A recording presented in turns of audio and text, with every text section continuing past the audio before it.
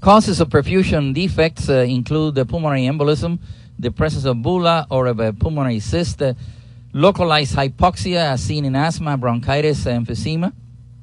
Following surgery, segmentectomy, lobectomy, pneumonectomy, the presence of pleural effusion in the dependent portion of the pleura or fissures, pleural thickening, neoplasms, lymphangitic spread of carcinoma, producing linear defects around bronchopulmonary segments, hilar adenopathies, arterial compression by tumor or venous compression by the mass, pulmonary artery atresia or hypoplasia may affect the main lobar segmental or subsegmental branches, and vasculitis that may simulate the embolic pattern. Causes of perfusion defects. The Swire-James-McLeod syndrome of focal hyperlucency due to bronchial disease. In the ventilation, one may observe a poor ventilation in wash-in, air trapping in wash-out, and in the perfusion, heterogeneous, decreased, or absent findings. In the sarcomas of the pulmonary artery or other malignancies obliterating the pulmonary arteries.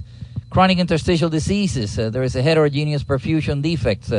Primary pulmonary hypertension, heterogeneous defects, apical redistribution of the perfusion may be observed.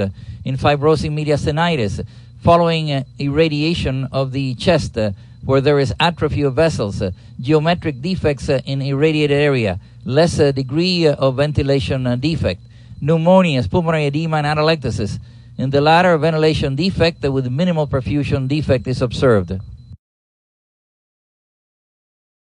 Causes of perfusion defects to one lung only include agenesis or stenosis of a pulmonary artery, the Swire-James-McLeod syndrome, an embolus affecting only one pulmonary artery, the presence of a pneumothorax or of a massive unilateral pleural effusion, mediastinal fibrosis, and a tumor compressing a main pulmonary artery.